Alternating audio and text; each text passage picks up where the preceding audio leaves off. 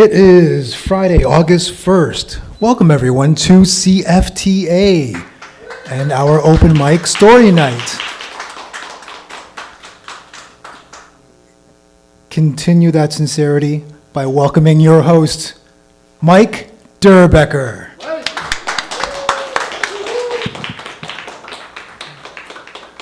I really want to say greetings and salutations, but since I get to watch the videos of the events I've hosted, I realized with an alarming frequency I've said greetings and salutations. So I want to, how do you people want to be greeted? One vote, greetings and salutations.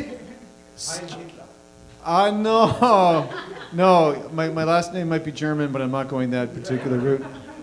And good evening sounds kind of boring. I'm trying to do something else. How about this? How the hell is everybody? Okay. And while I greatly appreciate the applause, how the hell is everybody? Give me good, bad, indifferent. Has anyone had on a score between bronze, silver, and gold? How many people here have had a bronze week? Okay, one bronze. Silver? Okay, I'll take silver. Gold? Gold, oh my goodness gracious Lord. Being a gentleman, of course, I won't ask for details, but you tell me after the show. It's okay, no one knows. We're not filming well, we are filming this. Tell me anyhow. All right, just as usual, I'll give you a very brief rundown. My persona is that I used to be an actor. I used to live in Toronto. I moved to Hamilton around 12 years ago now. What was that? I'm sorry for moving to Hamilton. Anyone who's actually come from Toronto, it's always, you're going to Hamilton? Why the hell are you going to Hamilton? What's so ridiculous? Why are you going to Hamilton? And then real estate went crazy. Within 2 years, people were calling and saying, so you have a good realtor by any chance? The whole point being, I've been here for around 12 years now. When I was in Toronto, I used to do things like the Toronto Fringe. I was a semi-professional actor. In that, occasionally I got paid, but only very occasionally. And I'm a writer, and I started doing storytelling at a couple of events in Toronto 15 years ago, based on the idea that since I write short stories, and since I knew a lot of people who did it, and they did it extraordinarily well, I had this idea that if I could somehow talk my way into doing an event with someone as good as the people I knew, I could maybe show that I possibly know what I'm doing. And that was a long time ago. I have been given the opportunity here by Jake and Dexter and various other people to host an event, and we're doing this monthly. So anybody who's showing up simply to watch, thank you. Anybody who has signed up to do a show, thank you as well. That's pretty much all the introduction. Once again, there are various refreshments over there. And if anybody wants to make the big leap, I mean the true commitment, there are also assorted CFTA t-shirts that could be purchased for a jingle of coin. And with all that introduction, and just with the proviso that I have had, what did we have? My good friend Brian over there. I had a beer and a shot because I'm tense for reasons I might talk about in my own story later on. And I'm also barely awake because I was woken up at 4 this morning. So I've had Red Bull and a shot of Jameson and a pint of beer. So I've had uppers and downers simultaneously, which means you go sideways. So I'm in one of those moods. That's pretty much all of my introduction.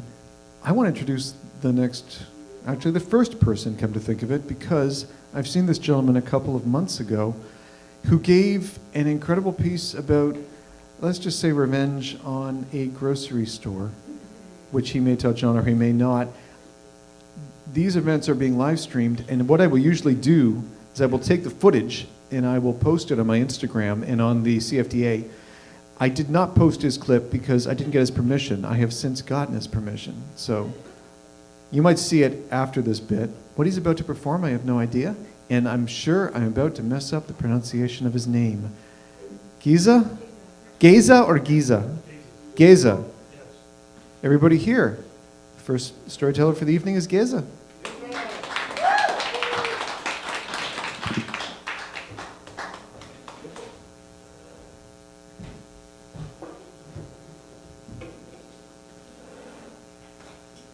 All right, my background in my youth, I spent my young days, early adult years, on the circuit for professional wrestling, with the goal of making it big time, which of course would be WWE. Back then, WWF still, but then they had issues with the World Wildlife Foundation, so they ended up having to change their name. At first, the World Wildlife was okay with them using it, as long as they only occasionally mentioned it. So obviously they got famous off of World Wrestling Federation constantly, not periodically, but it was their constant plug, so they ended up changing it. Now also, back in that time, I spent a lot of time on the road, abusing my body and stuff like that, and when you get older, you got to pay the piper for sins of your youth. Okay, so I start off with the wrestling, and I say, is anyone familiar with the name Steve Austin? Absolutely, right? Austin 316, open a can of whoop ass, hell yeah, and all that other stuff. But there was another character, Steve Austin, from a TV show that ran 5 seasons, 1974 to 1978. Played by Lee Majors, he was the $6 million man. Now what they did is he was an astronaut, trained very well, a lot of money invested in his skills, ended up crashing his ship. And of course I got reminded tonight by someone else. They said, we can rebuild him. We have the technology, correct. We will make him better, stronger, and faster. I feel like with paying the piper, I'm kind of on the OHIP payment plan, working my way towards that $6 million. With the amount of money that OHIP has invested in my health over the years, I'm not sure what they're investing in, because every time I seem to have something done, they have the technology, but every time they rebuild me, I'm older, fatter, and slower. I mean, I'm glad they invested the money in me. In 2010, well, even before then, just shortly after 2000, I was diagnosed type 1 diabetic. So there, lots of money being spent on constant insulin, other medications, seeing a doctor for updates all the time. I didn't take full advantage back then, because I think I was 24 years old when I was diagnosed. And, I had a very old school family doctor, and he basically told me, you can't do this, you can't do that. Most of it didn't bother me, except when it came to the food. He simply said, you cannot eat this. So I put a big plate of what I cannot eat, and I ate it. And I was like, well, see, I can. And my wife can attest that I was a horrible diabetic patient, because I never took my insulin. They basically, back then, they classified you diabetic if your blood sugar was above 10. I think it's down to like 6 or 7 now. But back then it was 10. And I was averaging my A1C, which is your 3 months average. I was at 23, almost 24. And I was still going to the gym, still performing in the ring, doing all those things. So I didn't quite understand how they said I was incapable of this stuff. So that's where it started. In 2010, just over there, I forget which hospital it is, but I know it's not St. Joe's, so maybe Hamilton General, I had a septuple heart bypass. So that means 7. I was scheduled for 5, but they said if everything goes good, we're actually going to do 7. I'm like, ooh, that's another big chunk of investment in me. And Well, you're already in there, so. yeah, I didn't mind them spending that money. I'm sure that was a good chunk between, the operating room costs and everything else and whatever the doctor was paid, the surgeon. Funny thing is, the surgeon that did my septuple also did a triple bypass on my mother probably 8 or 9 years before that. But by the time I had gone for mine, my mother wasn't around anymore. But we actually shared the same heart surgeon. Now since then, so I've had the diabetes, had the heart surgery.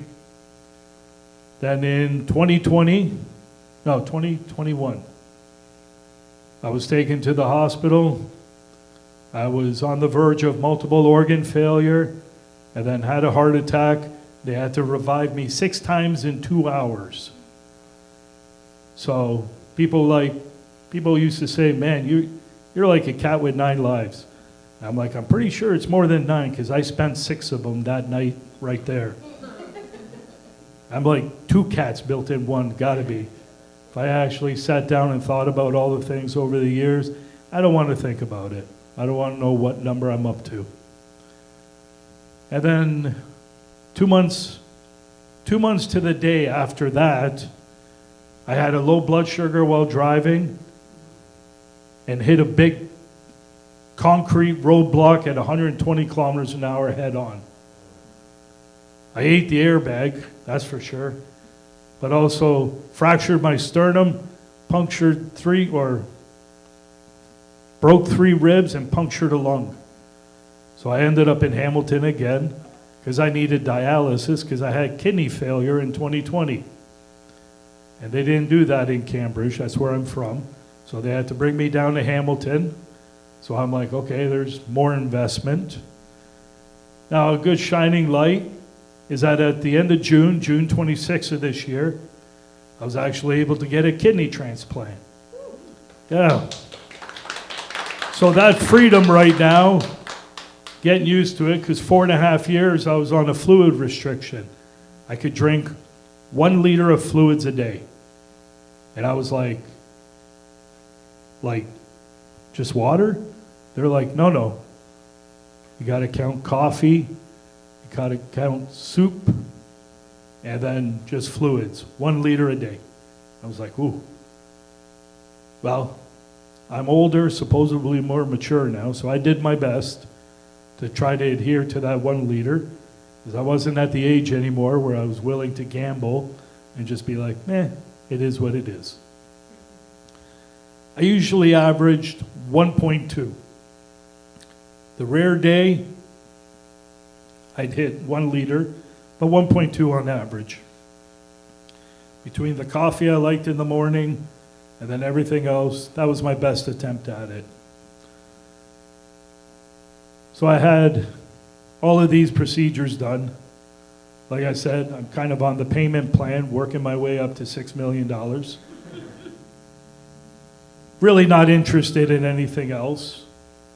I think I've run the gauntlet. I don't know what the grand total is up to, but I'm still a diabetic, so I'm still, slowly pegging away at that goal.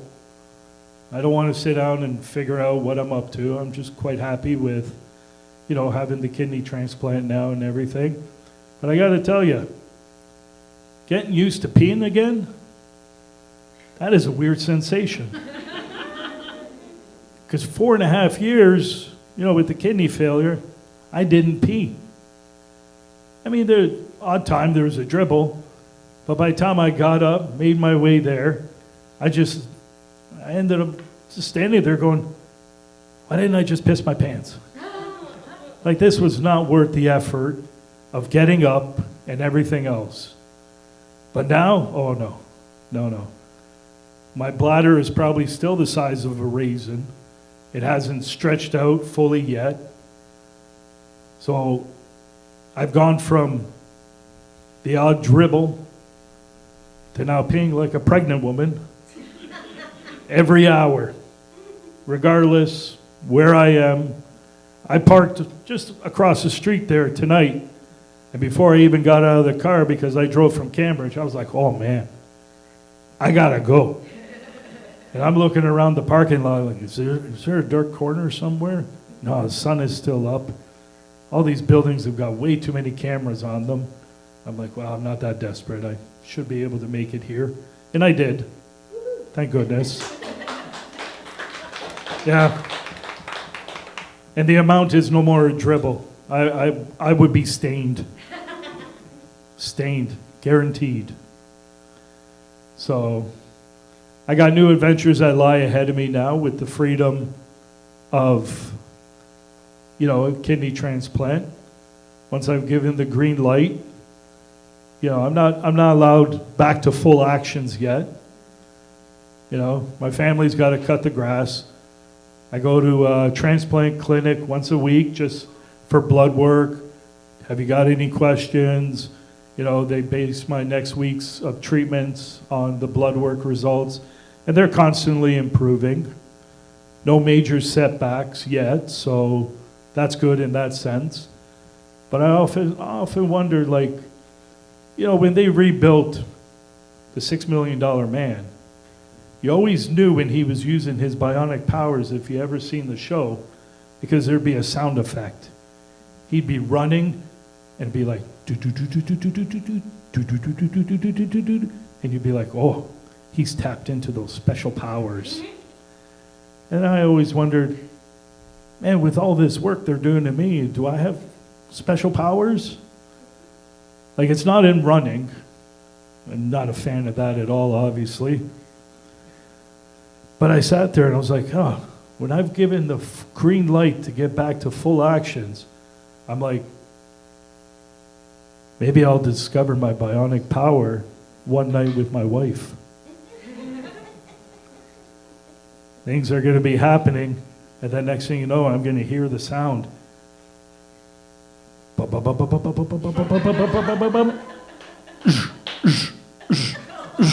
Oh, it's going to be a bionic pulsing head. And I'm going to be like, man, I'm going to finally bring her that fulfillment that she's been desiring for almost 29 years. All right, thank you very much, guys. Thank you.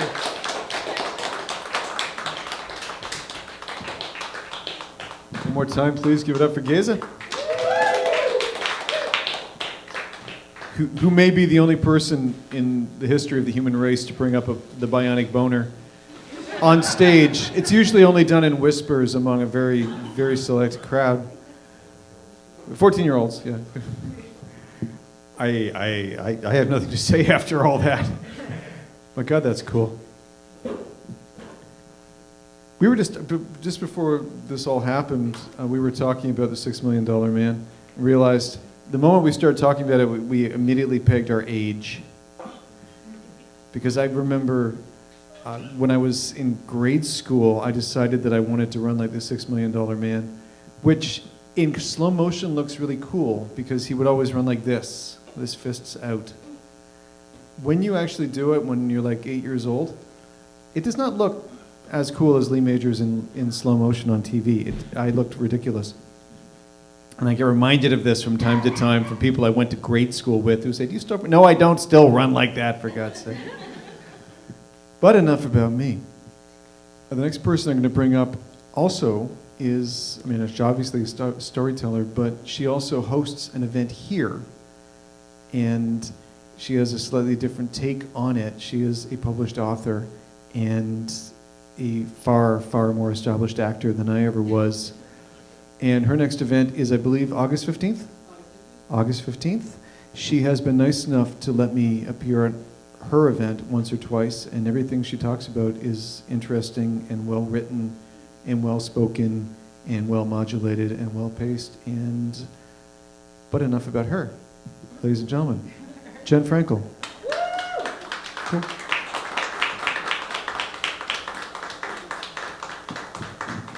I really hope I can live up to that. I set you up. You set me up for failure. When we were talking about the whole $6 Million Man thing, I was thinking that I could probably date myself really well by saying that I once used the bathroom after Richard Hatch at a convention, and that was exciting for me. He was the original Apollo on the original Battlestar Galactica, like none of this later day shit. Yeah, that's how old I am.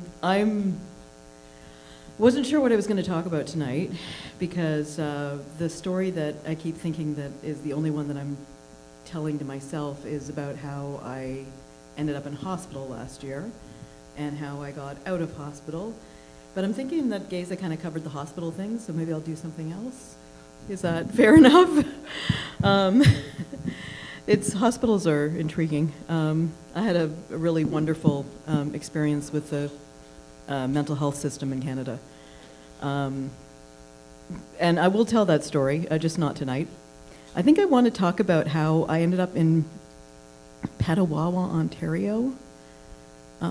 It's not a natural place for artists.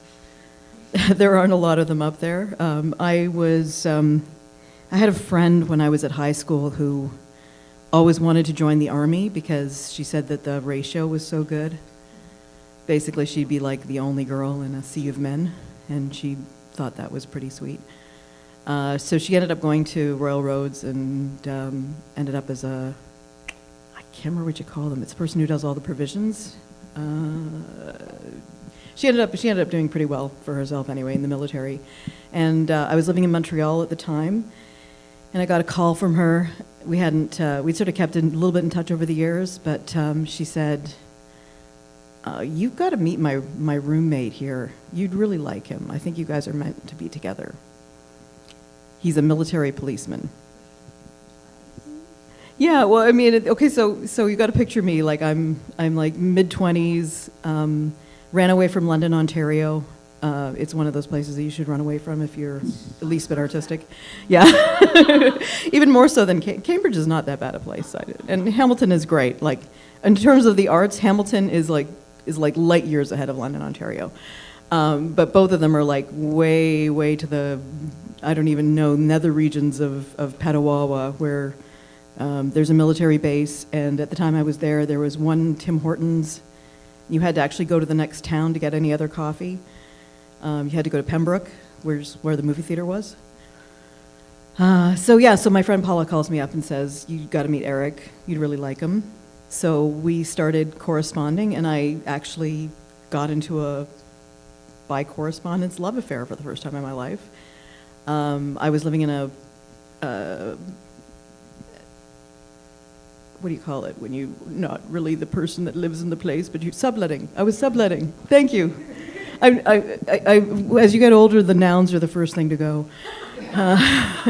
They just run away, like stamp it on them with your little feet. It's like, so I was subletting from a cartoonist who'd gone to New York to make his big name for himself, and so the sublet was ending, and he invited me to come and live with him in Petawawa, and in the middle of winter. So this is like a northern town on the border of Quebec, in the freezing cold, with knowing nobody except for him and my friend from school. It was a really I can't put a spin on this. It was a pretty lonely time. I was trying to write. I think I managed to write half a book, which was pretty good for me. But I cursed myself constantly because I had all this free time, because basically everybody in the house was working except me. I learned that people who are the girlfriends or boyfriends of people in the military aren't actually allowed to have jobs in Petawawa because there's not that many jobs. So you're already seen as being somebody who's, you got a living through your significant other, so no job for you. I didn't even try. It was pretty damn lonely. I made sourdough starter. I invented COVID before COVID was a thing. It was, but the guy was great. Like, I have to say, he really was my kind of guy. His name was Eric with a K. His sisters were Freya and Thora. You might sense a little bit of a thing there. His parents were Neo-Norse religiosities. They were like, they worshipped the Viking way somehow. I'm not exactly sure how that works. But it wasn't too bad. But there were definite things that were that set me apart from them. There was this painting called The Voice of Fire that was made, I can't remember, it was like millions and millions of dollars that was paid, and it hangs in a, is that my time? No. Oh, okay. Okay. Yeah, just give me like a couple of minutes. Like tell me when. You're good. Okay, cool. So so Voice of Fire was this huge painting.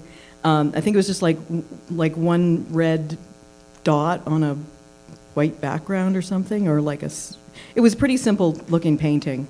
And they really liked yelling, "Duh, Voice of Fire" at me anytime I said anything. Like anything I said was just as valuable as the Voice of Fire. I did once leave the house and put on the Army song from Three Penny Opera and just left it on repeat and left the house.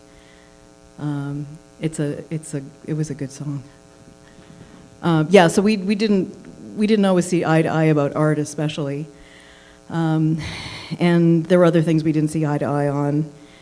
Eric, like just in general, was a really good dude, but this was the middle of the Somalia inquiry. I don't know if you guys remember that, but he was basically one of the people that was investigating the airborne soldiers that were under fire for things they had done, and everybody in the house but me had clearance to know what was going on. So there was a lot of talk around me. I don't know if you've ever been in a house where nobody can tell you what they're talking about, but they all know what they're talking about. But it was really frustrating, like incredibly frustrating. So it'd be like, oh, that thing today, eh? Yeah, oh my God. Yeah, that was just, I've never heard anything like that. No, me neither. And like, it was really pretty bad. So there was always a sort of strain on our relationship, but I think that I didn't really understand how different we were, and different in the terms of, I guess, no, you know what, I found out how similar we were in a really strange way, because he had a lot of trouble talking about his feelings, and I had a lot of trouble talking about my feelings too, because I thought my feelings were obvious to everybody, and I walked around trying to get people to read my mind. I think it's a thing I grew out of. I like to think I grew out of this, but it really kind of came to head for me when my budgie died back at my parents' house in London. He was a 20-year-old budgie. I know that's not possible, but he was. He had arthritis from the time he was like 3 or 4, and he walked everywhere on these like little balled-up feet. But he was like he was the greatest. Like, he was my best friend in high school, which probably says something about me too. But when he died, my mother phoned and told me that he'd passed away, and I was so upset. And I could not bring myself to tell anybody in the house what had happened, so I went and bought like a 5th of vodka and went to a lake and drank most of it, and came home and drank the rest of it in coffee all night, and didn't tell anybody why I was not talking, and eventually went to bed, like passed out, and still didn't tell anybody in the morning what was going on. So that was like my, okay, I can't, obviously having problems in this relationship because I can't talk about why I'm having problems. So I started trying to talk to him, and he went on maneuvers, and that meant that he was no longer able to be contacted, and I knew it was going to be like 2 weeks before I'd be able to talk to him again, and I just couldn't take it anymore. So I played a lot of Sarah McLachlan. I can't listen to the album Fumbling Towards Ecstasy without associating it with playing the same album 25 times on repeat. And I eventually got into my car and drove back to London. And that's kind of where I was going to end the story, because I don't really know how to end stories. But basically, it's hard to be in Petawawa in the winter, and it's hard to date a military policeman in the middle of the Somali inquiry. And I guess I'll leave it at that. Thank you very much.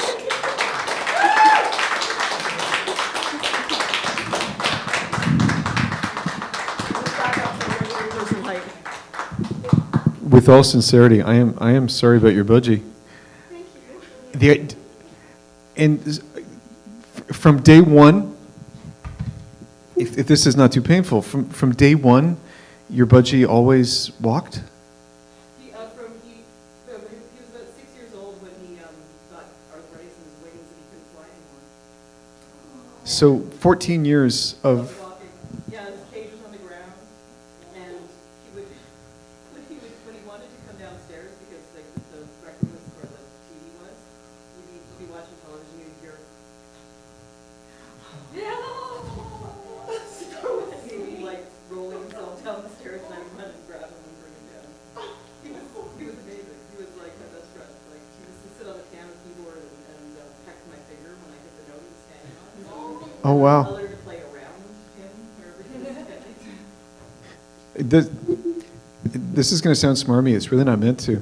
This is why I got into storytelling, and this is why I enjoy the form, because you get stories like this, which I could not have imagined until 5 minutes ago, or 5 years ago, I guess.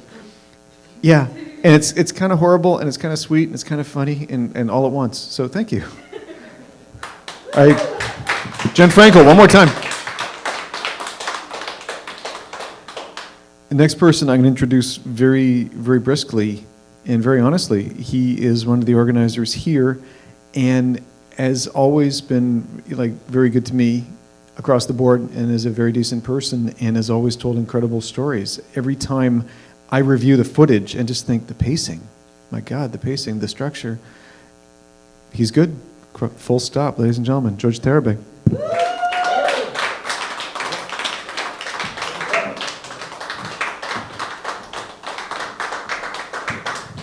Jesus, I can't fuck up right now. No. Hi guys, how are you? I want to do something a bit different, if you allow it. I'm trying to understand because I'm starting now. I'm almost 40 years old. I'm starting to understand how my brain works, and I still struggle sometimes. Like I can't really, find the true way for me to understand it. So I talk. I like talking, especially to Jake or Dexter about these things. And when I start explaining things or describing them, it sounds odd to them. So today I'm gonna share a few ones. I want your answers as well, and then I want to see, I want to create a kind of mini census of how everybody's brain works. And maybe through you guys, I can understand how my brain works. I'm trying, okay? So who here speaks more than one language? Okay, Jake. What's your name? Hillary. And that's it? Oh, what's your second language? Hungarian. Okay, so have you attempted, question for all three of you, have you attempted to learn a new language past these two? Yes.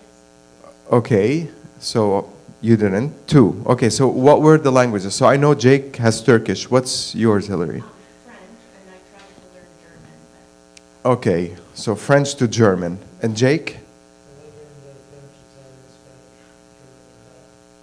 Okay, good. Now, when you're learning a language, how do you assimilate new words in your brain? Is it visual? Do you memorize it? The sound of it with the shape of it. And Hillary, how do you do that? Yeah, but Visually. picture what the word is in English to translate it or what Okay. it is. Okay, that's very interesting. My method is I have rooms inside my brain. And every room is in relation to other rooms around it, all right? So let's say I'm learning German. And I have a room for German, but inside that room, there's another room for every topic in German. And then that room has access to another room in English and French and Spanish that has the same elements that relate to it. So I can kind of tunnel inside these rooms. And that's how my brain assimilates new words with when I'm learning a new language. And the thing is, you don't think when you're speaking your second languages, right? So French, you don't think. Jake, Turkish, no, right? Yeah, I do that, but the non-thinking part is me tunneling through these rooms to find the word. And that's my standard modus operandi, like that's my MO. That's how my brain works when I'm learning a new language. And that's how I successfully learned 6 languages. And each one has a method. And each one has, in every method, there's 1,000 methods, you know, like there's a word in Mandarin, for example. I remember it because it's very similar to the same word in French. And there's a pipe between these 2 words, connecting them together, kind of telling me, oh yeah, if you want this word in Mandarin, it's that word in French, plus change the E to an O, and that's it. And that's how I see things. There are certain words in Mandarin, for example, that I still remember in the PDF that my teacher would send me. It's on, like, the word for soccer is on page 6 in PDF 1 in the bottom right corner. And I can read it clear as day. And that's just one aspect of my brain, or me trying to understand it. There's also the part where, how am I aware of myself? Have you ever asked yourself that question? Like, how am I being able to be aware of me being aware that I'm aware? And it sends me on a loop. Like, how are we able to do that? So how do you think about it? Just shout out your answers. How can we be aware that we're aware? Have you ever thought about that? The only person you can be sure that exists is you. All right, that Stoicism. okay, that's very interesting. Makes it kind of falls back to how some people believe we live in a simulation. Like, you're not real right now, even though you said that, but it's my world. Okay, interesting. Anybody else has a thought around that topic? No? Okay. I send myself into like an existential spiral. Yeah. I realize that I perceive myself. Yeah. It's Mine is, I think genuinely that the reason I'm able to be aware that I'm aware of, or like, how am I aware that I'm aware, is because I am true to myself 100%. Like, I speak my mind exactly like I want to speak it. I don't shy away, even if it's undiplomatic, even if people are going to hate me, I just speak. Whatever, I'll bear the consequences. But because I'm also true to myself in that sense. And in that sense, I think, oh, I am true to myself, so I can now exit to see what's outside. I'm not being philosophical. I'm just trying to verbalize that part. All right, Jake, philosopher. He's a trained philosopher. But no, because I think I'm too at peace with myself that I can afford thinking outside of myself. And that's how I think about that. There's a bunch of things that sent me on this twirl a while ago. It's because I have like an official diagnosis, but I got it super late in my life. And it's now that I'm starting to understand how, you know, all the studies that were done around this diagnosis, how different people have it different, you know, in different rhythms and different bandwidths and blah, blah, blah, all of that. But because I was told this is how I should understand myself, you know, but I refuse to believe that 8 billion people on Earth all have the same MO. You know what I mean? Like, oh, if you read that you have BP, bipolar disorder, oh, you should be doing this, this, and that. That's very disingenuous. So I'm just trying to understand how my brain works, again, outside of everything I was taught. And I really value all you shared. And though it was little, it really gives me a new perspective to ponder on and think on. So thank you for that. And I needed this session just to speak to everybody. Honestly, like, that's what genuinely I felt like doing. Just wanted to release some of the tension I have built in, gift it to you guys. And try, work on understanding yourself. That's all I could say. Thank you very much.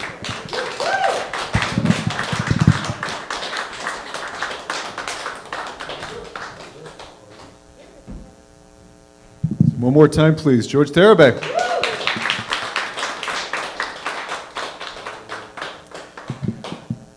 I'm going to do my story now, if that's okay with everybody. Someday someone's going to object. They're going to say, actually, Michael, I don't think it's possibly time for this right now. We're all going to go outside and get completely wasted, and we'll come back, and maybe we can endure one. This is one of my basic fears. I'll give you all a choice, actually. I have two stories that relate to money. One of them gives you an opportunity to save money, and the other is about what you do when money isn't as important as you thought it was. Second one. Oh, damn. I did give you a choice. Okay. Who here does not worry about money in any way, shape, or form? One person. That's great, because I was hoping maybe we could have a drink after the show. We'll get into that later. I always stand behind a mic stand, so I'm going to try to actually have a microphone in my hand.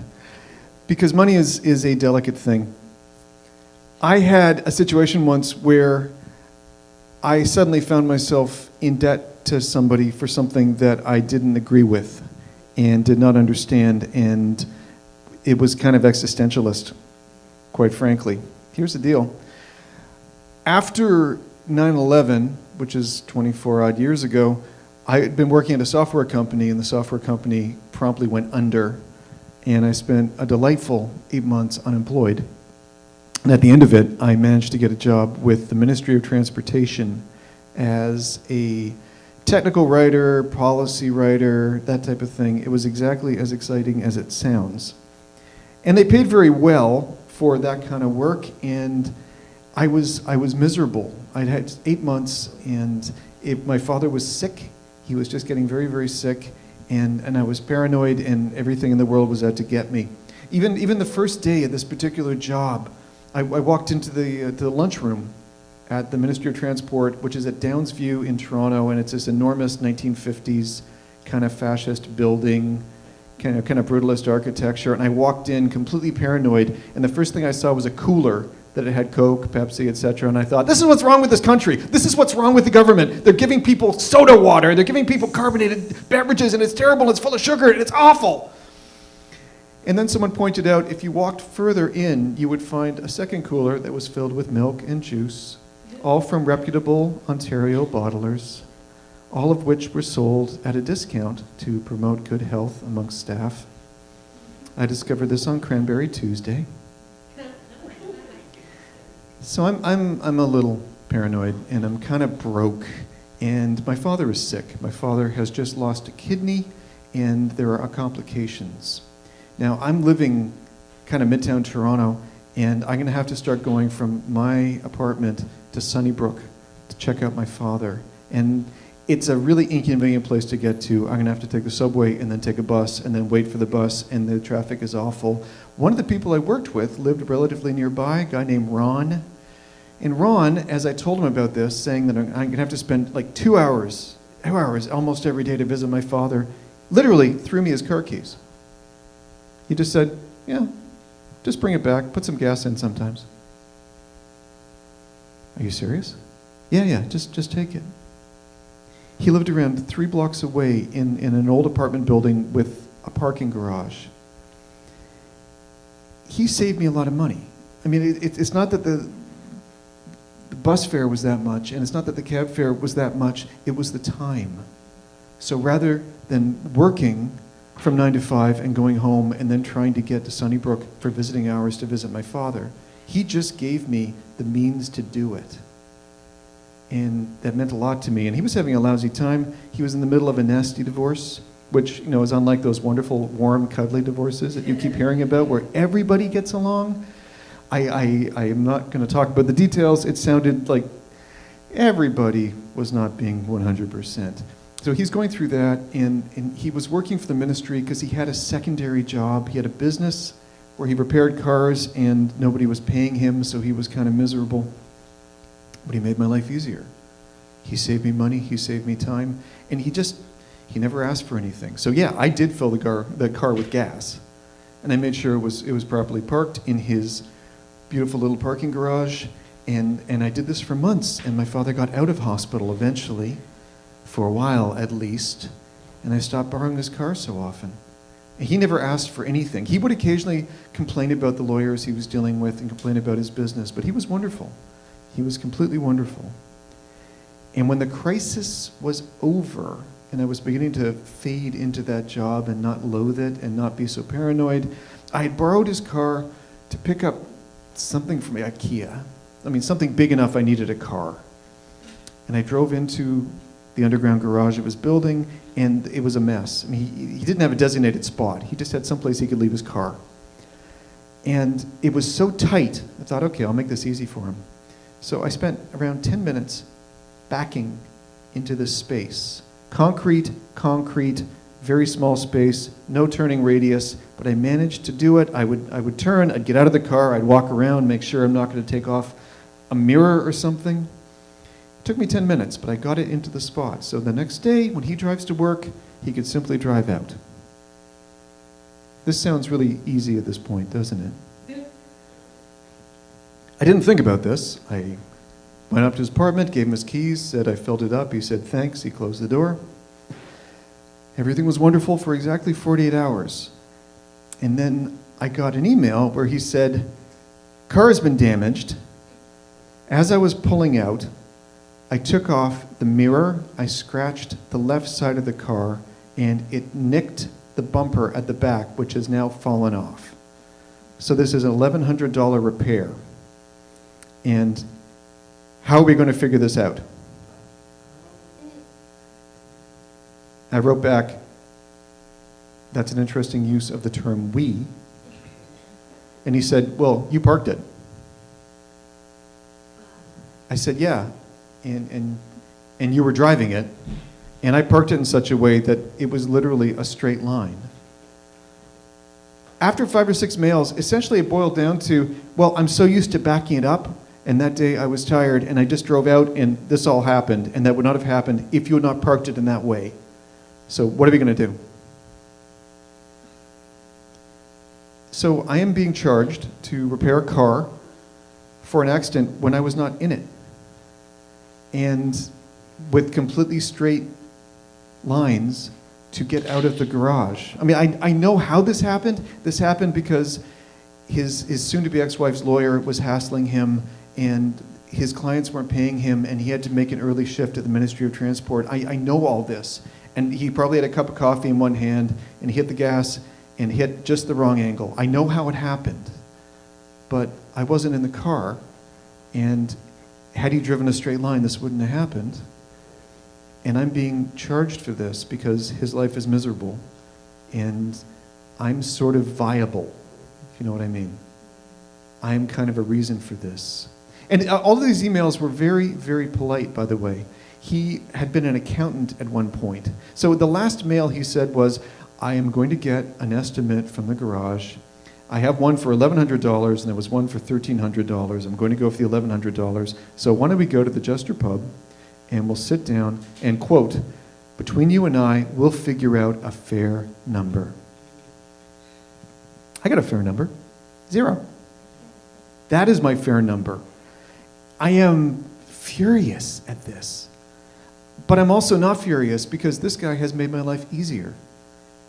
Being able to drive to Sunnybrook Hospital to see my father rather than standing at a bus stop for hours at a time meant a lot to me. And I thought I had fulfilled the duties involved, which was don't crack the car up and put it with gas and fill it with gas and put it in the garage properly, all of which I did. So I owe him something. Like I definitely owe him something.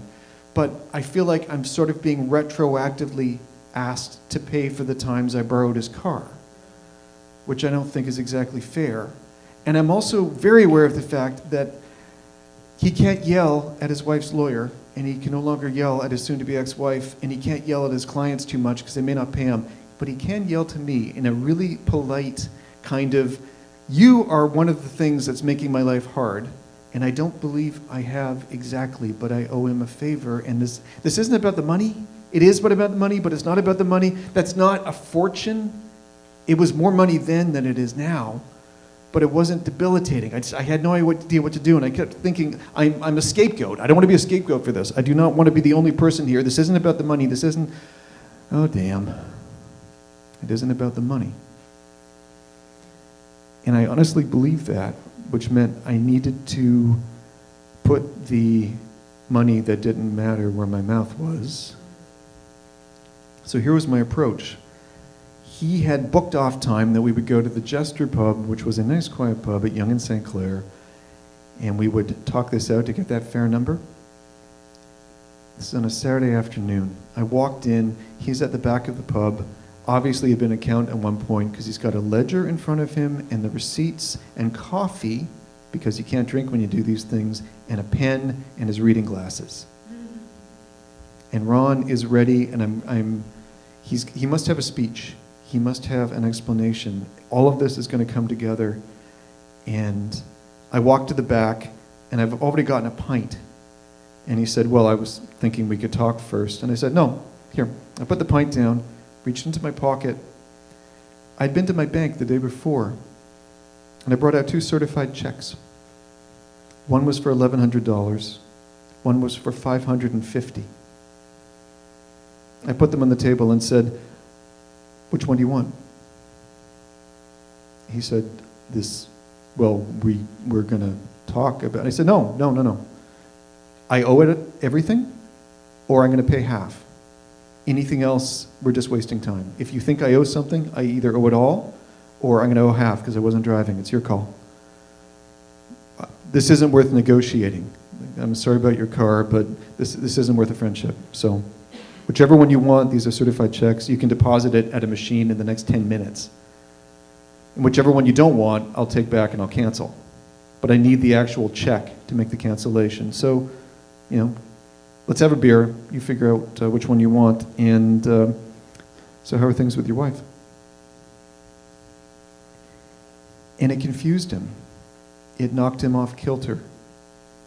He didn't expect that. He didn't expect a moment of that. And after around a minute, he turned them face down and said, well, you weren't actually driving. I said, yeah, we'll figure it out. Just like what happened this week.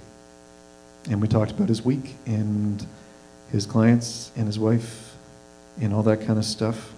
And we did not talk about the accident or how much it would cost to repair. And after an hour and a half, it was like we just happened to meet for a drink, and there was no reason to have done it other than meeting for a drink. So I'm not going to tell you which one he took.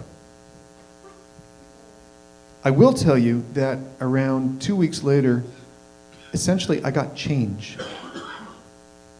And the change was far more than I expected to get from that transaction. And it was handed to me sort of along the lines of, oh, yeah, this is yours. It's all taken care of. So I'm not going to say I was not out of pocket entirely, but by offering everything or half on a very mercantile basis, I managed to save a lot of money. And I managed to save a friendship. And it's kind of ironic because we fell out of touch a couple of years later, and not for a bad reason. It's just that you get older, and he got remarried, and I moved, and I had kids, etc., etc. And I've told this story before, and some people have said, are you an idiot? Why would you take responsibility for something that was clearly not your responsibility?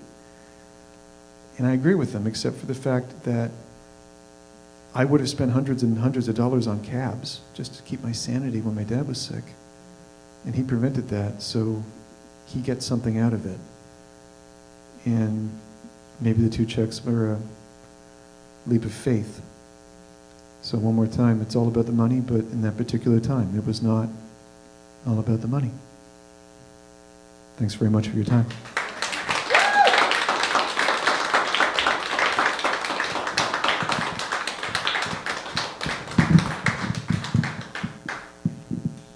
But if anyone has any spare money, please let me know, okay? The next person, I believe, is Joanna. Am I correct? Okay. Very brief intro. I got to do my very brief intro, please. Joanna walked in one evening and was good. Full stop. I told you it was brief.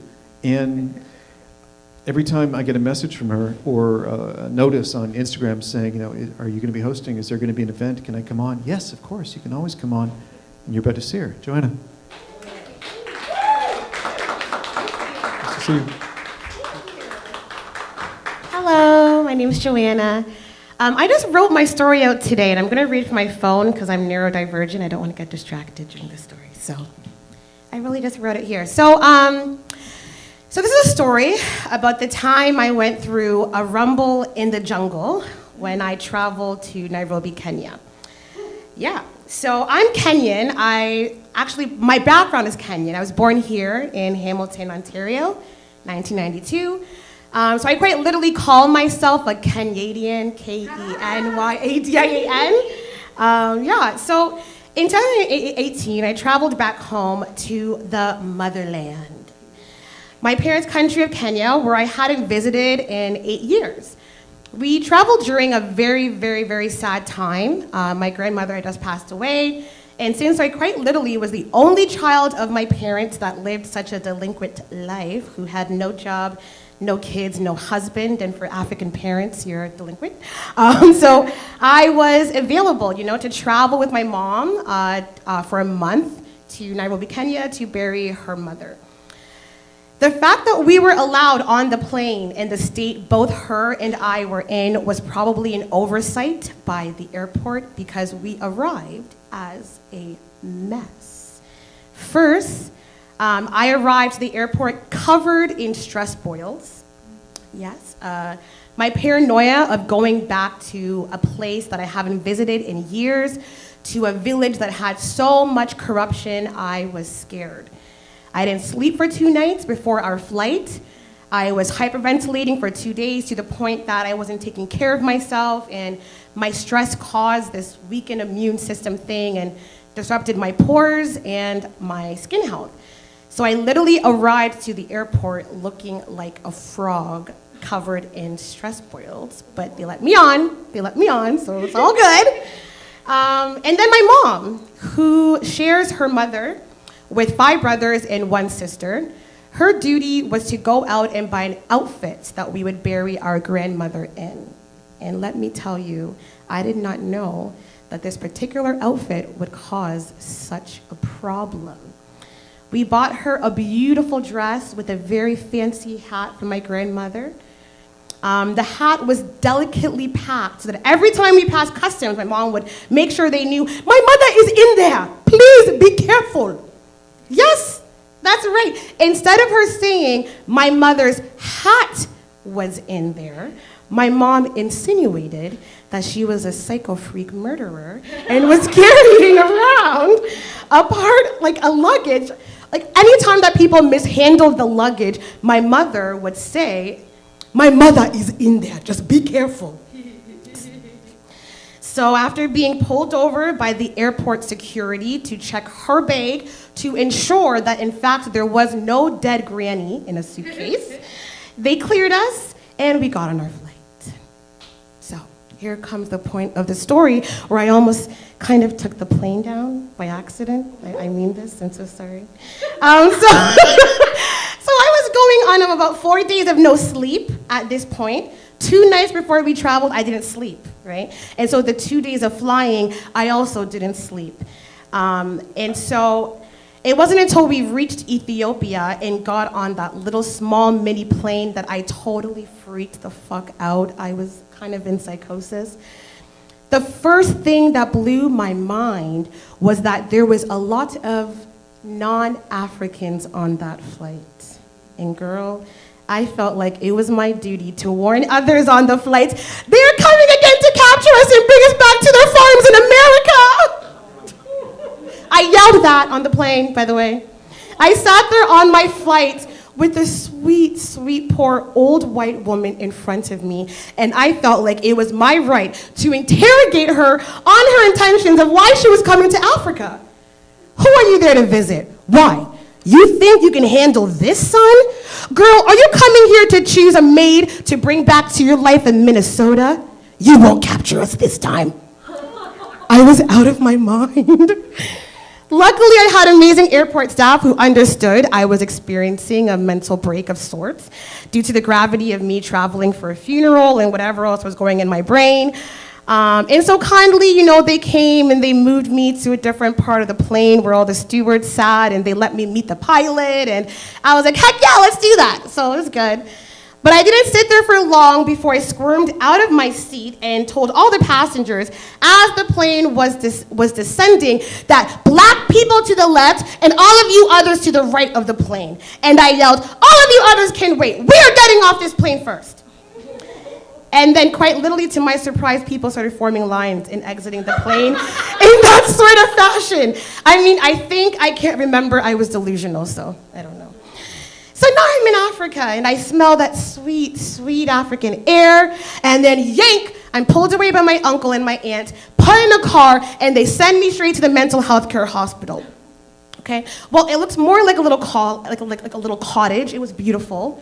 1 week in hospital in Nairobi, Kenya, and I learned that those doctors don't give a fuck about no one. Try asking them what medication they're giving you, and apparently they can refuse to disclose that. So a cocktail of medications in one hand, and I was forced to digest them without question.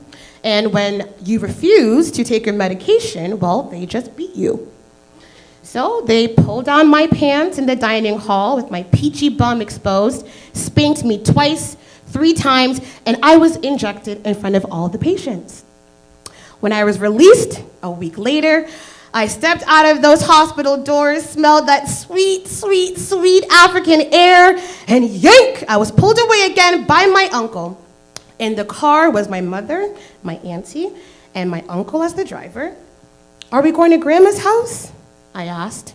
No one responded. To my surprise, we traveled 8 hours through the hillside to my village Busia, which is right along the Ugandan border. We were not at my grandmother's house. We were at my father's sister's house. Her name is Imelda. Now, what the fuck am I doing at Imelda's house? Well, in my tribe, I learned that day that I am a child of my father's family. So once you marry the woman, she becomes part of the paternal home. So staying at my mother's home or any of my mother's relatives' home is forbidden. You are part of the child of the man's home. So I was left there alone, but not without a fight. Mom, you're leaving me here with these strange relatives I don't know. I kicked my auntie in the gut, and I threw my uncle to the side. I said, you are not leaving me here. When they tried to escape to the car, I quite literally ran after them, and I jumped on the hood with my entire body. I was determined for them to take me with them. But no, I was forced to stay at Imelda's house. So I entered her home around dinner time. It's a pretty big house with tall metal gates surrounding the compound. Next to the house are small huts where my aunt's houseboys and housegirls, or maids as we call them here in Canada, live. My arrival was met with great frustration. When my aunt's home is empty, the housegirls get to live in the house. But because I arrived, they went to go live in their less comfortable small huts outside of the house. Dinner was served. I refused to eat. I was very upset to be left alone. I completely lost my appetite. My mother wasn't there. I didn't know these relatives. And so because I refused their food, I learned that day that was a huge offense to the house girl that cooked me a meal for my arrival. I woke up the next day for breakfast and learned just how deeply I offended the house girl. Joanne, come meet. She hollered the following morning.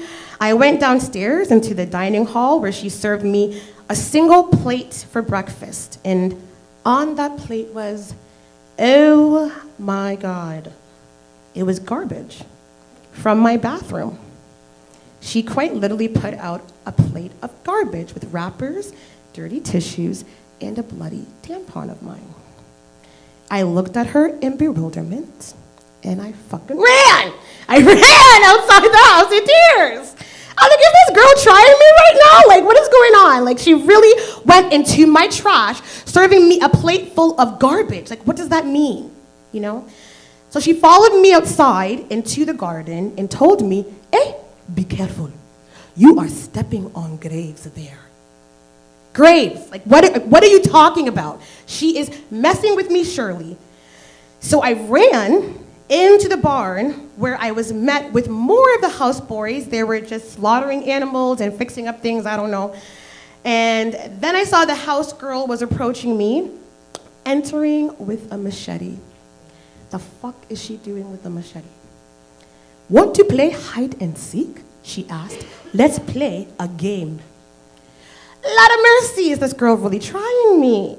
So I ran through the barn as she dragged the steel machete on the outside, banging, banging. Joanne, where are you?" Like, I offended her this much, apparently. I have no idea.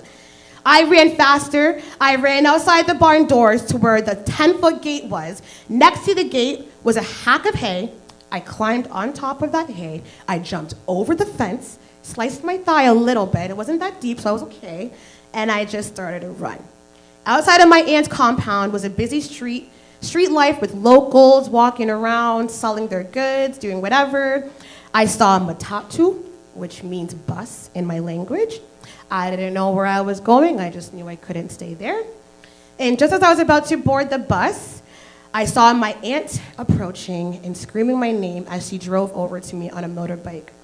Relieved that she found me, she brought me back to my home, and I told her what happened. And let's just say the house girl, she kind of got a good beating for frightening me in the way that she did. I've been in South Africa, so that's just how things are gonna go, so whatever. And in that moment, I knew I could not stay here. I am not safe. So I called my mom. I begged her to come pick me up. She sent relatives the next morning, where I was sent to my mom's large homestead in Busia. Now, I don't have time to finish the rest of the story, but let's just say even more complicated events occurred that forced me to run and hide once again. All in all, I survived my trip. On my way home, I guess it ended as it should because I contracted malaria on the flight. Yeah, I know, yeah. So I arrived in Canada just as sick as I left. Whatever. So came back home to Canada, smelled that dirty, beautiful Hamilton air. And then yank, I was pulled away right back to hospital for treatment. "You have malaria." The doctor told me I had malaria with a smile, actually. Apparently, as a student doctor, I was the first patient he was ever treating that had malaria, and he was excited. It was a tough process, but alas, I am home. So from my journey, I learned, honestly, fuck all. I didn't really learn anything besides don't be suspicious in an airport, make sure you sleep so that you don't ever enter psychosis, and never refuse food from an African household because it's just plain rude. That's it. Thank you.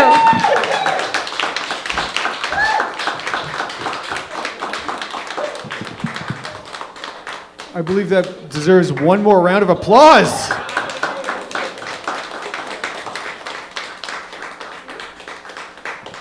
Just two things. Firstly, my God, that was spectacular.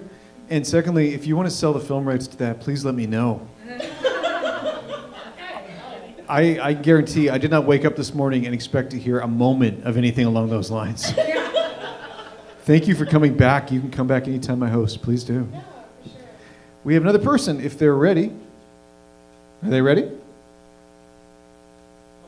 Yeah, it's you. They weren't ready, but they're ready now. The short introduction again, Dexter Eco is one of the organizers here. Again, I've been watching my own introductions and closings and stuff. There's an expression I'm using it for the very last time the last time in my life this evening, I hope. It's where I say that he has encouraged my behavior here. But he really has, and his stories are always amazing. So, very simply, ladies and gentlemen, Dexter Eco.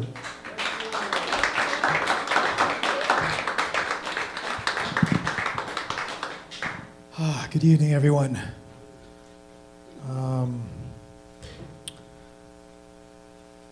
Have you ever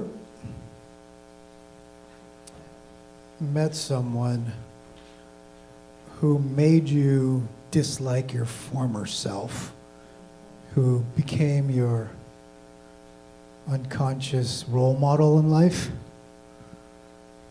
This is a story about how I was in my teenage years, younger years, an arrogant, egotistical jerk that you either loved or hated. And I get a lot of compliments now, like, oh, Dexter, you're so nice, you're so helpful, thank you very much, you're so generous. Yeah, because I know what the opposite is.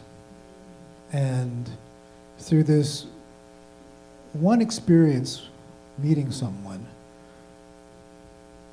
he became like this unconscious thorn in my side until I realized that because of him, and I'll put it simply, he kind of guided me through just being himself to how I should be and who I am now. When I was younger, I was the kind of kid who achieved everything. I was like the cool high school kid. All the girls thought I was cute.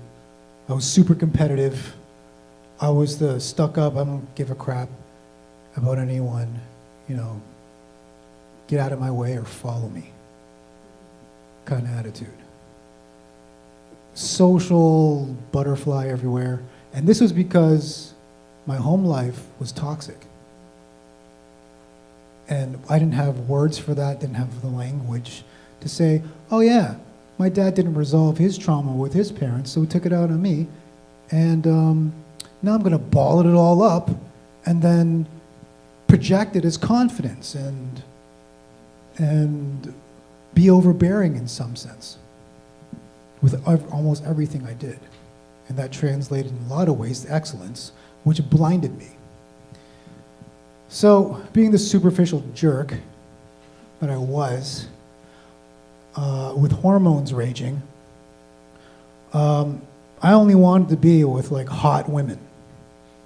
I only wanted to fuck hot women. All I cared about in clubs, picking up women, and all my guy friends knew me as this guy who just womanizes. And one day I'm with one of my girlfriends, and she's like, hey, we're gonna go over to see my friend and her boyfriend, Jim. He's amazing. I want you to meet Jim. You're gonna really like him. I'm like, your hot girlfriend? Yeah, she's a model. Oh yeah, I wanna see this hot girl. Yeah, let's go. I wanna see this model girl, let's check her out. And in my head, I'm thinking, nah, I'll get her to like me in some way. I may be like 20, 21, something like that. So we meet this couple at a park. And I'm looking at her, I'm like, wow, she's gorgeous. Look at him, and I'm like, what? Why are you? This guy was like a little chunky, balding, had a crooked nose that went this way, his eyes were kind of not symmetrical. I was critiquing everything for what he was. And going, how could this gorgeous person go out with this beast? In my head.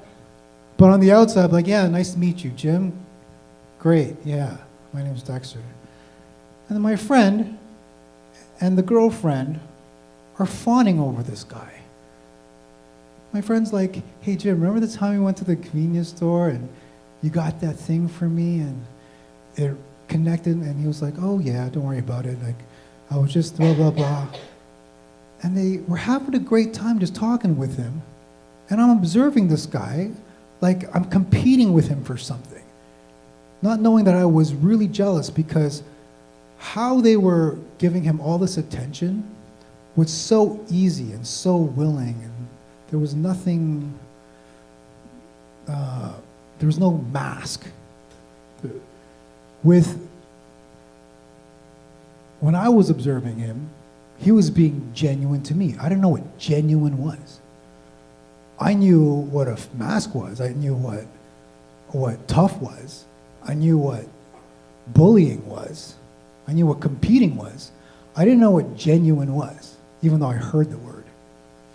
And he's like, hey, Dexter, I hear you're really good at basketball.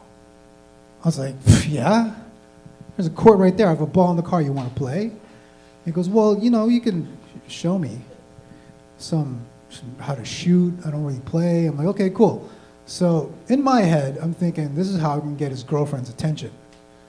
And how, again, I was a fucking jerk, right? She'll like me over this guy because of my basketball. Some stupid. So we're at the court, and I'm like, I go, this is how you shoot. You just go like that, and I'm landing threes. I'm doing jump shots. I'm telling him how to defend. And he, after 50 minutes, I realized that he was fucking awful at basketball. The girls didn't care. The girls are just, Jim, hey, you can do it again. Dexter, give him the ball. Jim, shoot. I'm like, what the fuck is going on here? And then sit down with him, and he's like, Dexter, you're really good. I hear you also do acting. He knew a lot about me because my friends would talk about me to him. And at the end of the day, I started to like this guy, which made me, in a sense, hate him more. Because I'm like, what is it with this person that confuses me? And after that day, his energy or his persona would kind of haunt me in a way, where I didn't want to go to clubs. I didn't want to go out. I wanted to delve into like psychology and personalities and all that, because I couldn't point a finger at what it was that bothered me so much about this man, besides the superficial. Fast forward, I've had a bunch of shitty relationships where I wasn't all to blame in them, but definitely the compatibility wasn't there with my partners. And I became more and more interested in developing this person who I wanted to become. But this is like years going by. And he unconsciously became this role model where I wanted to find the opposite of this egotistical asshole that I was so used to being. So when I would play basketball, I would start letting people block my shots and layups. I would start going to do comedy and learning about self-deprecation, how to make fun of yourself. And then I started learning that I had borderline personality disorder. I was diagnosed with that. So I would wear a lot of masks, be very emotional about things. But the only thing I really had going for me was that I was honest about who I was, no matter whether you liked it or not. And long story short, I got to the point where I hated my life and myself so much. And as a man, you don't openly share these things to people. Like, that's kind of like a general man thing. You keep it inside, you swallow it, you walk it off, and you wake up for the next round of your life. And I wanted to kill myself.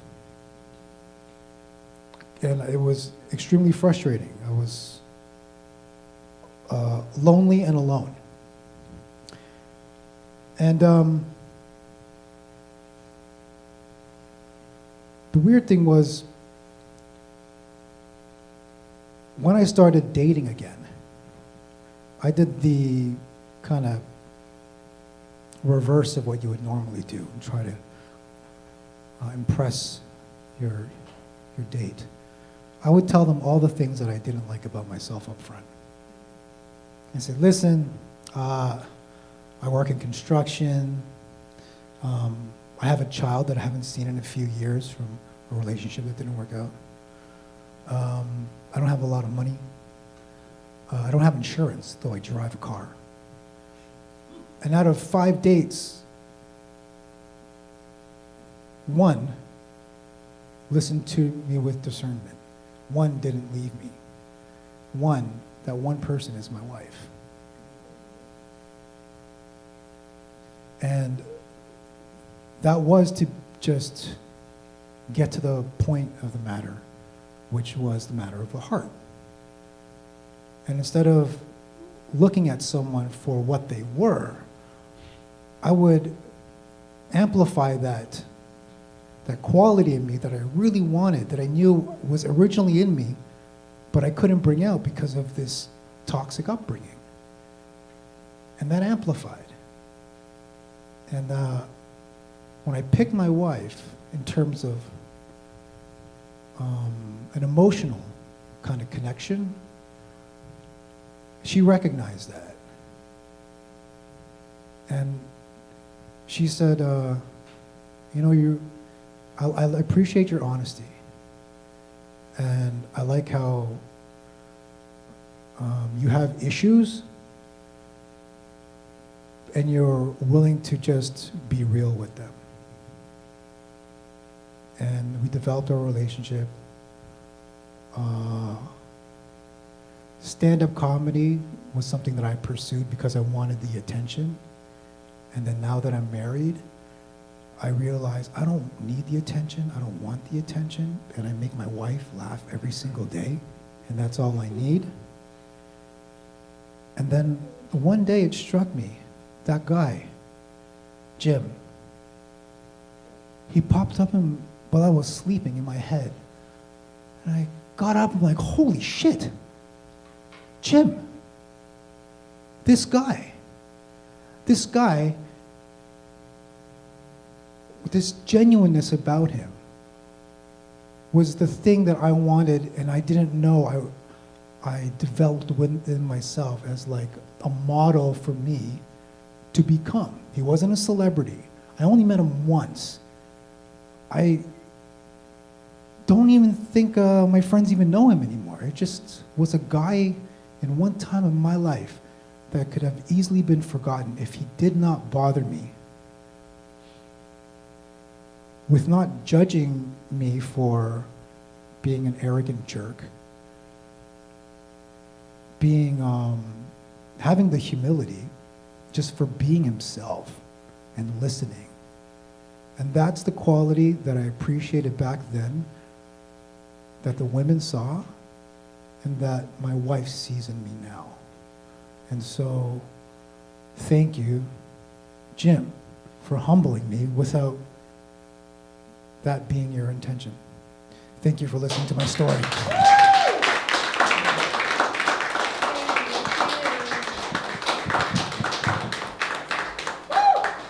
One more time, Dexter Rico, please.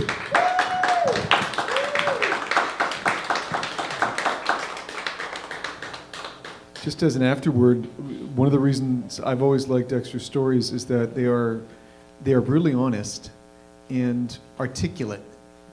And for someone who's just said I was a jerk at one point, even on a personal level, like he's never been anything but nice to me. And watching him talk about how he went from point A to point B in the entire journey, he's done this in a lot of stories, and they've always been good and they've always been affecting. So thank you again for doing that.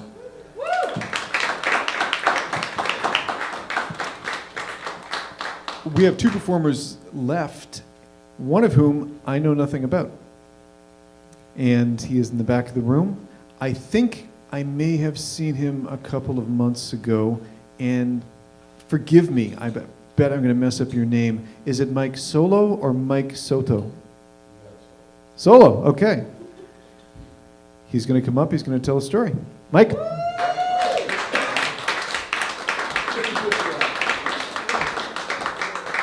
Thank you. Let's give it up for Mike. 2 mics. 3 mics. Yeah, it's a Hebrew last name. It's a Jewish last name, meaning nightingale, or sometimes it's translated to sing, which ironically is something I cannot do for the life of me. I thought this was going to be a stand-up night, but I'm just going to tell a story here. More of an anecdote.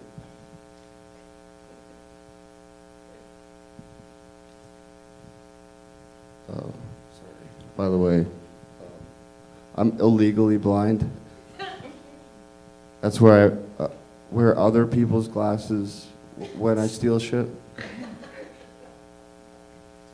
Enough for the jokes. Okay, so at the age of 3 years old, I was diagnosed with a blood disorder called idiopathic thrombocytopenia. And at the time, I had no idea what that was because I was 3. But it scared my parents because it was either that or leukemia. And I'm just glad that I dodged that bullet. I have no memory from the age of 5 to 6. I remember it like yesterday. I was put on tricyclic antidepressants by a doctor. I actually don't remember that whole year. And later on, he was convicted of 32 accounts of child molestation and sexual abuse. When I was 14, I went to Florida with my friends, and we were swimming in the ocean. And I got pretty far out there. And at one point, everybody's waving at me, and I'm thinking, yeah, you know, let's keep swimming, sweet. And I just take my sweet ass time and get back to shore. And what they were yelling at me about was the fact that there was a shark like 10 feet behind me. And later on in the news that night, we went to the steakhouse and we were having some ribs. And on the news it said, "Woman dies from shark attack at the exact same beach that we were at." Another bullet dodged. I've been struck by a car and a van 3 times each, respectively. I've been in 3 car crashes. I've been struck by lightning twice. I'm not making this up. During COVID, I got a crazy infection due to my eczema. I had a lot of open wounds, and I contracted cellulitis. So my arm was more than double its size, and I was within 48 hours of having to amputate my arm. But luckily, they drained it and everything worked out. Over the past 6 years, I've OD'd on fentanyl accidentally about 3 times. Woke up to paramedics and police around me, which is not where you want to be. 3 summers ago, I fell off a 9-foot pavilion at a public pool, and the doctor said I was 1 degree away from becoming paralyzed. Luckily, I'm still standing. 3 years ago, I was stabbed in the chest, and it punctured my lung, so I had to get a chest tube, and I was hospitalized for fun. By 3 people. Today, I'm proud to say that I'm cancer-free. Yeah, this is not meant to sound smarmy. Thank you for being, and I never know exactly what he's going to talk about. I'm delighted he comes out to Hamilton from time to time. He's here tonight. This is Brian Terrio.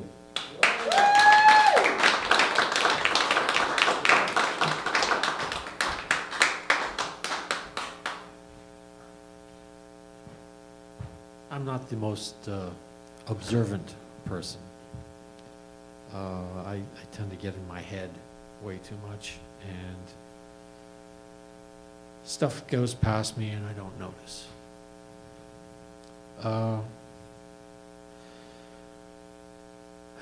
When I get stressed out, I get more distracted and tend to notice things even less.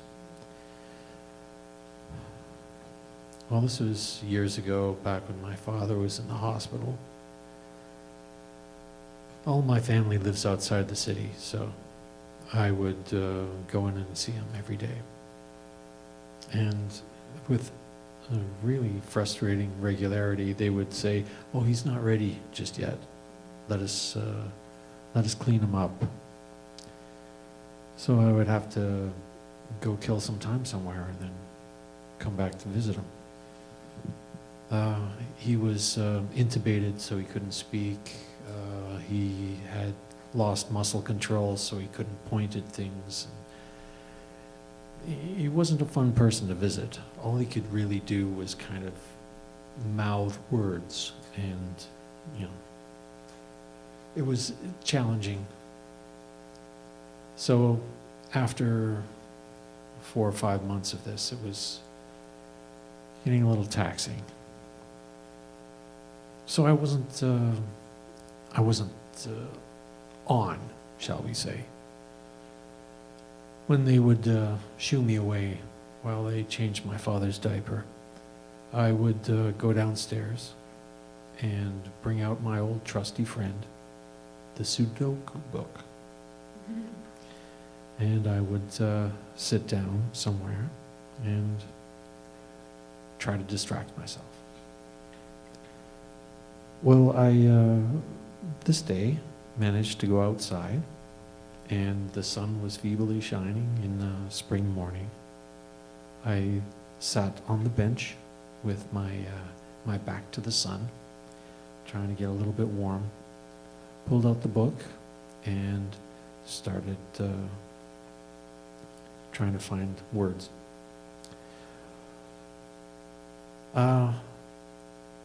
I started noticing somebody speaking behind me. Now, I knew that there was grass and probably a little bit of crushed snow back there, but there was no bench, there was no walkway. It seemed a little bit odd to me that somebody would be behind me. And there was kind of this strange, heated argument. There was people, you know,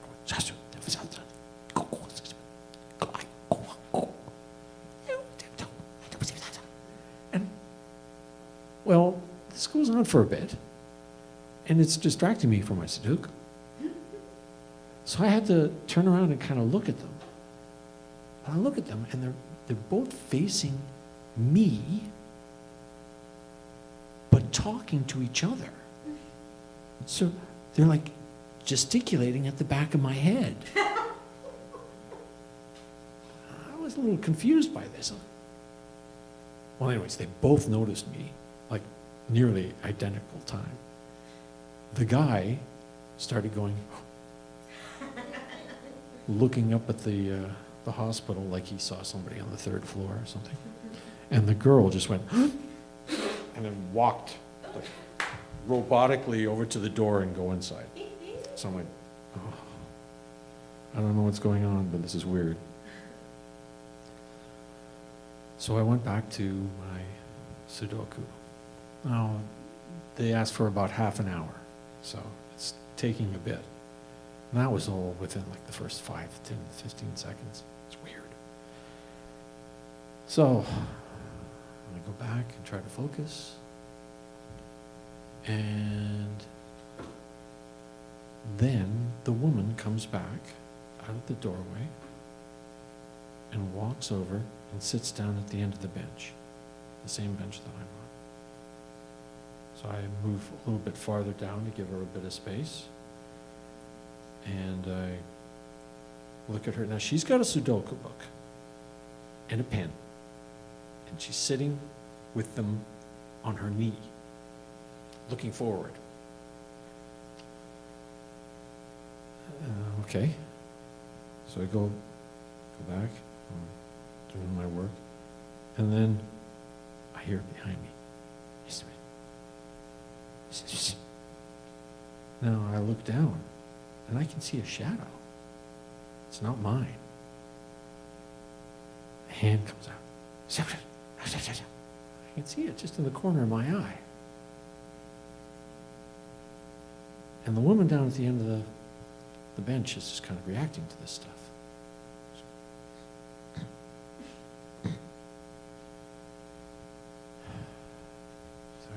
there's something going on here.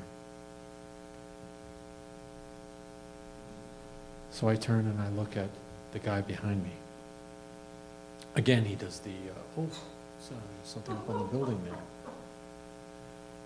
So I watch again, and I can see his shadow. Like, he's not aware of this, but his shadow is projecting around me, and I can see him gesticulating to her. And I can see her trying to ignore him.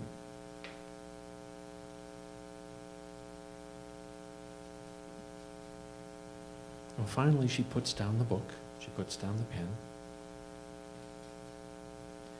And then she turns to me and she says, I see you do Sudoku too.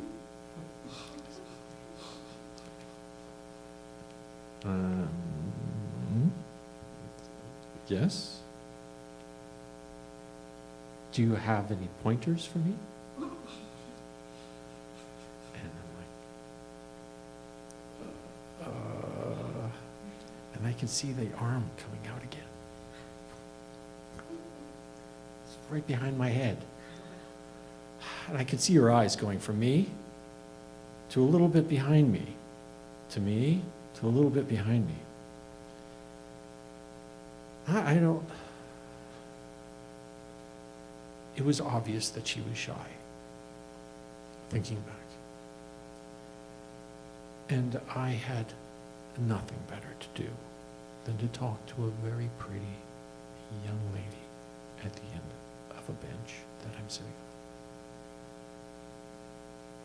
on. But I was just so stuck in my own head, so trying to escape what I was doing, that I couldn't get beyond it.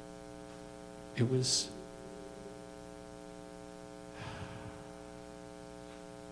very selfish of me to not be able to engage. But I couldn't break out of that. If I started talking to her, I probably would have said something mean and stupid. And I definitely would have had something to say to this guy standing behind me. So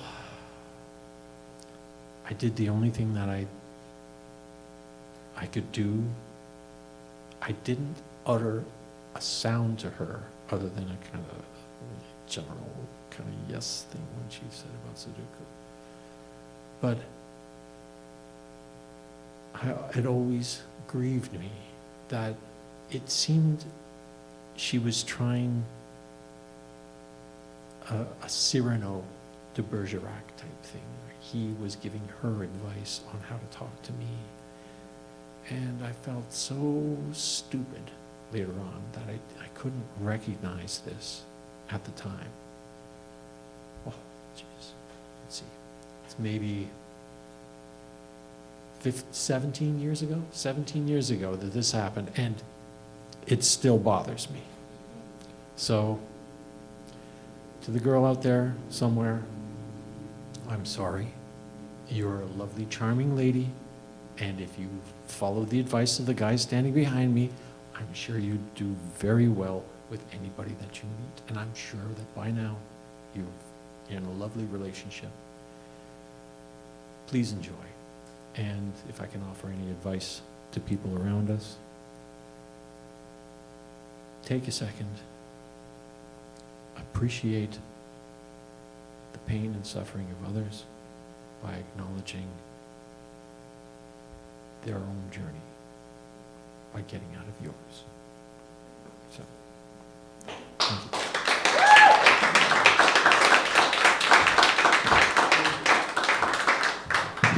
One more time, please, to Brian Terrio.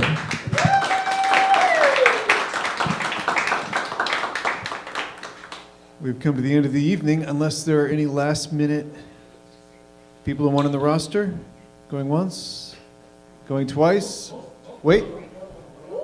Okay. Can I wait? Just wait there 1 second, please. So, we got a special guest star, because this gentleman is someone I was in a band with very briefly because I'm not the kind of person to be in a band. I'm an adequate keyboard player, but I could never I couldn't hear what I was playing, and it drove me crazy. And we were also in a play together where, since I was an actor, of course, I became a musician for the play, and the musician who wrote the music for the play was acting, which makes perfect sense, of course.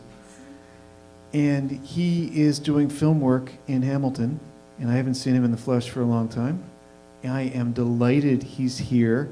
And if you are in England watching this and your name is Rill, you're about to see someone that we both know. And everybody else here, that's all you're going to get, ladies and gentlemen. Jason!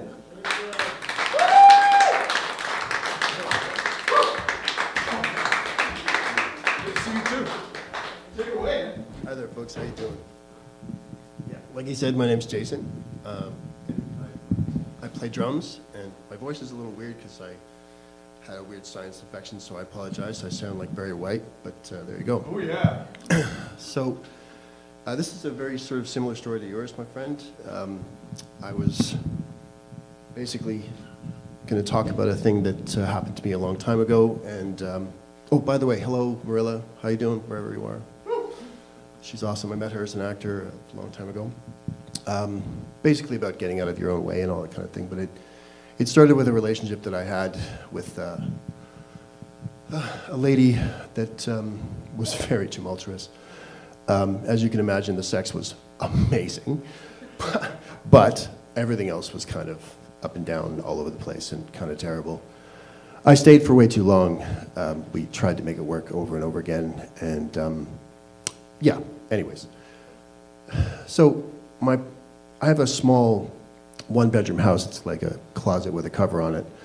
And the basement was leaking, and it was really stressing me out. And she was, trying to help. And she had had some experience with contracting, and so she said that she knew how to, find a company that could help me fix the leak in my basement, which was getting worse and worse. So I'm like, okay, cool, that's great, thank you. And my mom and I at the time co-owned the house, so any big sort of expenditure like this was going to have to be sort of run by her and all that kind of stuff, so that was fine. And my girlfriend at the time had said, I'll do some research, I'll find 3 different companies that I think would be good for this, and then I'll bring you the best sort of, I'll do the research, and then I'll present the best options to you. We said, great, perfect. And she did, and she came back, and we went to a lunch at my mother's place, and we sat down, and my mom had some questions for her, and we sort of decided on a company and all this kind of thing, and I had some questions as well. And then afterwards, after we had picked our company that we were going with and a general sort of budget for the whole thing, the story gets better, I promise. She then started to ask me questions like, why was your mother questioning my authority? She should just sort of trust that I know what I'm doing. And I'm like, yeah, but she's co-owner of the house. And she wasn't asking me, like, how do you know this stuff and what are your qualifications? It wasn't anything like that. It was just like, why this company? And it was, rational questions. And it was really, really difficult to sort of defend my mom and, all the decisions that had been made like that. It was really, really strange. And very, very stressful, because this had been a very common thing with the two of us for quite a while. So, yeah, we got into a massive argument. It lasted all night. None of us got any sleep. Ended up screaming at each other. It was terrible. And this is something that had been, again, for different reasons, going on with us for quite a while. Now, fast forward to the company coming over to the house to actually do the work, which I was, very happy about. They come over, they dig a massive trench on one side of the house and then the other side, because those were the 2 sides that was determined where the leak was. And then they left and didn't come back for weeks and weeks and weeks. And I'm wondering what the heck's going on and why they're not coming back. And I asked my girlfriend, like, what the heck is going on? Why haven't they come back? Why aren't they finishing the job? She's like, that's okay, that's just what they do. They take a whole bunch of different jobs, and then they start one, and then they go and do another one, then they do another one. They'll be back, I promise. It's like, yeah, but when? It was really bothering me. And I'm like, okay, fine, I'll leave it alone. Cut to a couple of weeks later, and I'm still got this massive trench in my backyard, and I'm like, I'm just gonna call them. And she's like, no, don't do that. You're just gonna piss them off. Yeah, just don't do that. But I was like, I'm not gonna be rude. I'm just gonna try and be assertive and find out what's going on. And I did, I called them. And they were like, yeah, we'll be back. It's gonna be fine, no problem. And I was like, yeah, but when? And eventually they did sort of say, okay, fine, we'll come back. And they did, they came back. And they did a very, very rushed job, and they finished it. And then later on, I found out from somebody who would know that the job that they did fixing the side of my house was very, very rushed and not finished. And it didn't look good, it didn't even work right, but it was done. And in the process of doing this, they had to take out part of my fence that was in my backyard. And there was a post there that the gate would latch onto. And when they put the post back in, it was bent. So my gate didn't latch anymore. And excuse me. So that bothered me. And then, yeah, the whole thing bothered me, really. Now, the relationship with this girl and I eventually fell apart completely. It's one of the most toxic things I've ever been through in my entire life. I've never done this with any other person in my life. If she's in a room, I won't go into that room. If she comes into a room where I'm in, I have to decide whether or not I'm going to leave, because we just cannot be in the same space together ever.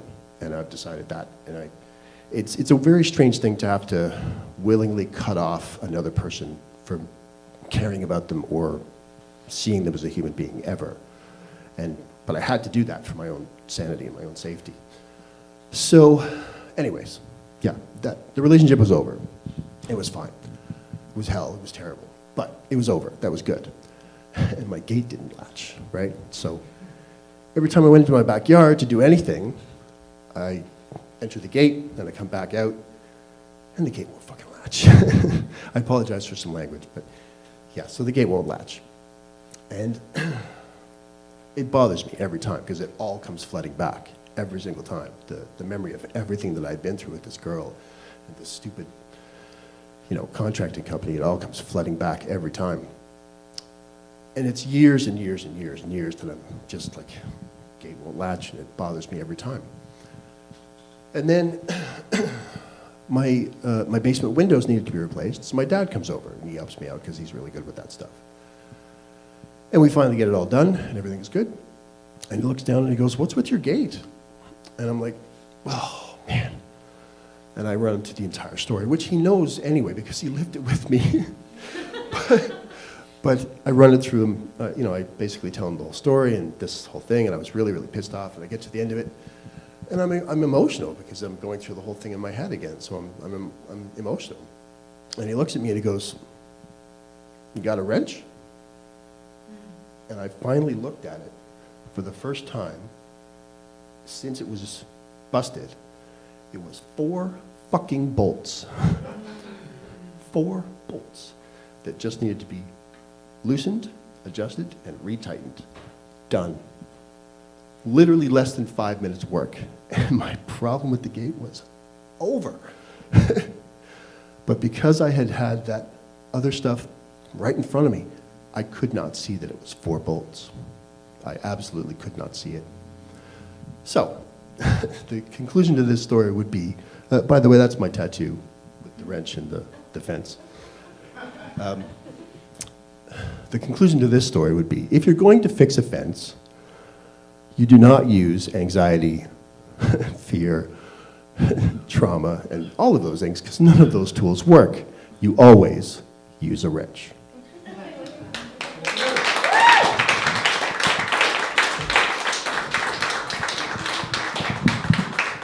Ladies and gentlemen, Jason.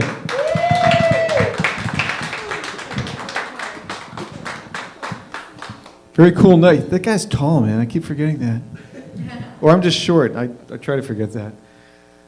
Wonderful evening. Thank you, everybody who has taken part, every way, shape, and form. That includes the performers, the audience, across the board.